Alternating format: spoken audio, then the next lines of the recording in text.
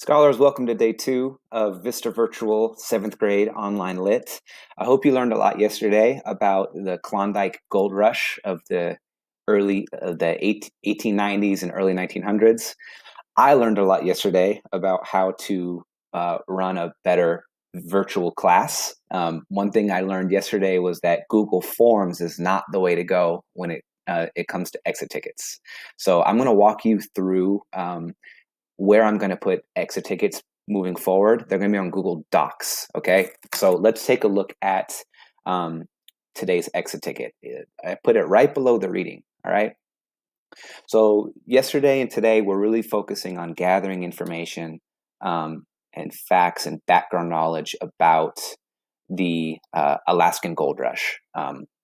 When was it? Where was it? What drove people to leave their homes and businesses and lives and go off to the Alaskan wilderness? So here's the same reading as yesterday. There's also a video today that I've linked. It's about a 9-minute video that you're going to watch, take notes on. It's going to help you answer these questions. Okay, let me walk you through the questions today. A lot of times, guys, sometimes the first questions I ask you are they're just comprehension questions. I'm just asking you to kind of, in your own words, like I would in a class, just asking you questions about what the text says. You don't need evidence in those just comprehension questions, okay? So the first one, describe 2 reasons why people traveled to Alaska during the Klondike Gold Rush. No evidence needed. Just make sure really clearly in complete sentences in your own words, you're naming those reasons. Question 2, comprehension question. What made Alaskan towns so dangerous? All right. You can explain that in your own words. Just make sure you're not just doing one sentence. Do a couple sentences to really show that you know what you're talking about.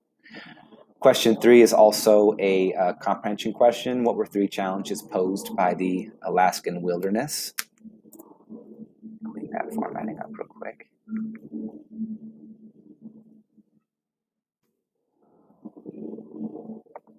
Okay. And you can also tell that they're simpler questions because they're not worth as many points. Like, see, this one's out of 2. The first one's out of 2. Your third question's out of 2. Your fourth question is like the focus question for the day, okay?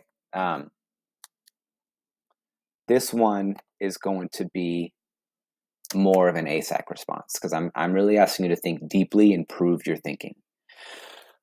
In all books, there's different types of conflict. There's man versus man, where there's 2 people against one another. Think Harry Potter, it was Harry versus Voldemort,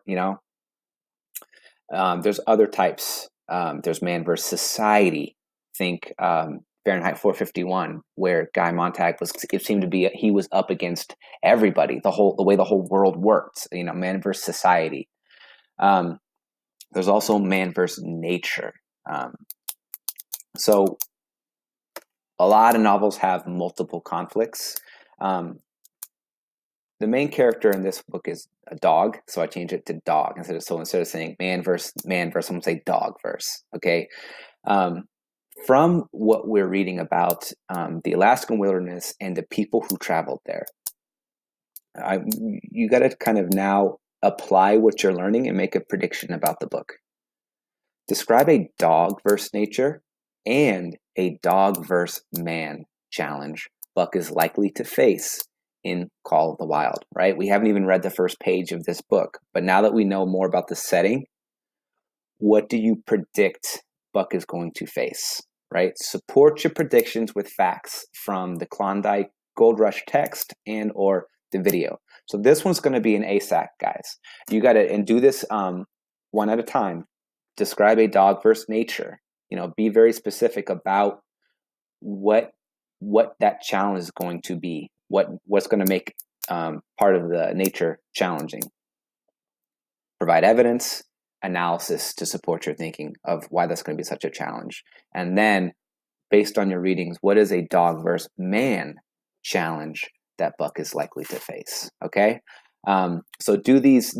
It's probably a good idea to separate these into 2 different paragraphs. So make your claim, give an evidence to what you're talking about, analysis. You guys know the drill. Okay. Looking forward to seeing your responses. Go to office hours today. We didn't have very many attendees to office hours, so go say hey to Miss McKinney in office hours today, and make sure you've done your readings and you're coming with your brilliant thoughts and insights that you would in class. Think a lot about you guys. I hope that this change is helpful, and I can't wait to see your thinking. All right, stay safe, stay healthy, stay focused, and keep pushing yourself even while you're stuck in the house. All right, talk to you guys later.